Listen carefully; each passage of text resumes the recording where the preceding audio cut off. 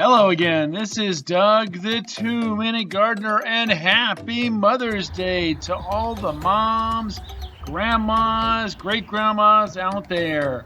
My mom was the one who inspired me to have a love of gardening at an early age. For many, many years, I would help her enter flowers at the Coronado Flower Show. And a few years later, when I had my own garden, I would start winning some trophies. Here's a photo from the 2011 show where I won a couple of trophies, my mom won a couple, and even my daughter won one. And what was really sweet is the big trophy you see in the photo there, that was won by my mother 20 years earlier. So it was kind of neat to get my name on a trophy that had my mom's on it as well. So every Mother's Day, I always scour my cut flower garden looking for all kinds of flowers to make a beautiful bouquet for my mom, who is still with me. I'm very blessed that I can still bring her flowers on Mother's Day. And obviously, I also make a really nice bouquet for my wonderful wife of 24 years and mother of my 3 children.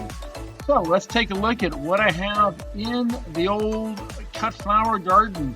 So I have 2 parts of my cut flower garden. The front yard has the roses and gladiolus, has all different kinds of bulbs popping up, and those red gladiolus are truly spectacular every May, and so they're the backbone of all these flower arrangements. But I like to mix in some roses, some salvias, some geraniums.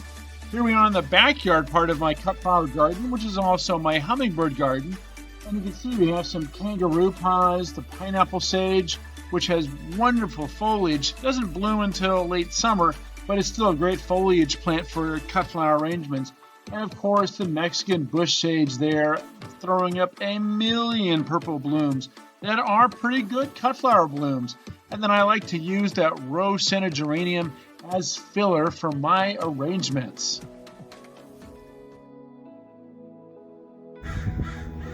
Alright, as you saw in the previous videos, I have surveyed the garden.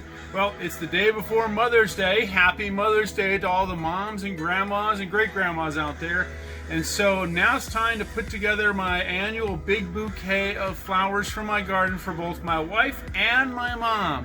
I'm still lucky enough to have my mom here close, so I like to bring her a bouquet of plants for my garden every single Mother's Day. Because after all, it was my mom who inspired me to get into gardening. She took me to many garden shows when I was growing up, and that's where I found my love of gardening. So let me show you what I've harvested for this bouquet.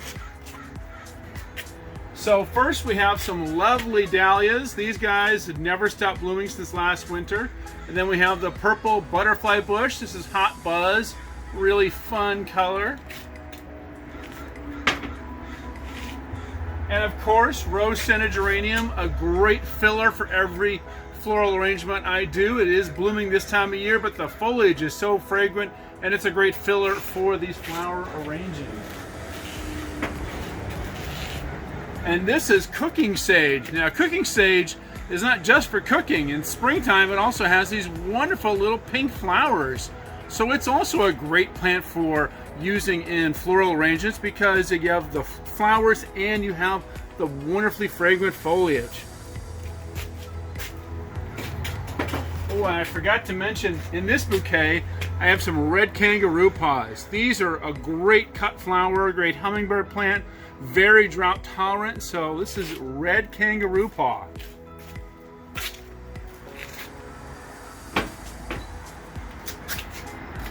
And this, of course, you'll recognize is Mexican bush sage, one of my favorite plants out there, great hummingbird plant, also a good cut flower plant.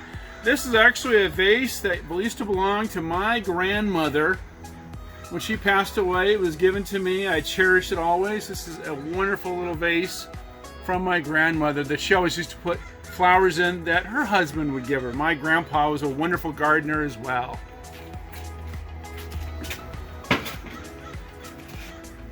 Alright, and then we have a nice little collection of roses. I'm going to clean these up and tidy these up. Various roses from my garden. It's mid-May. The roses are almost done blooming, but there's still a few wonderful ones that really make the arrangement pop.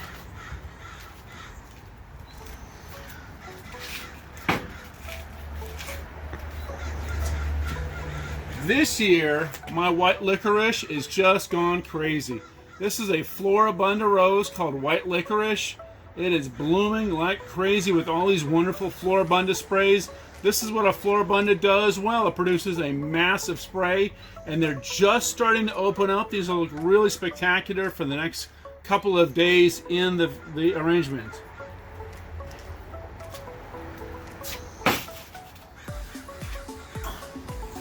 And of course, the red Gladiolus. Every year on Mother's Day week, these explode in my garden.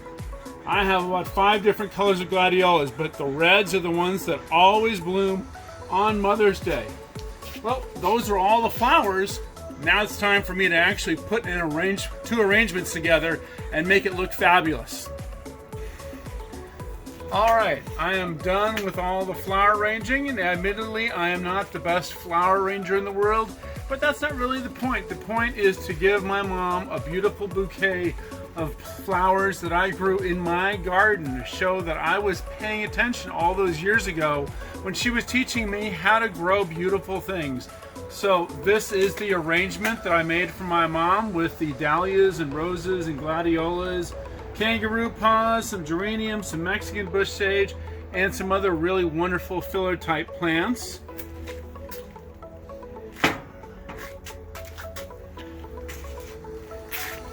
And this is the one I made for my wife. It has all the various red roses, white roses, pink roses, and some gladiolas, sages, and geraniums. So these are my 2 Mother's Day bouquets I made from all the cut flowers in my garden.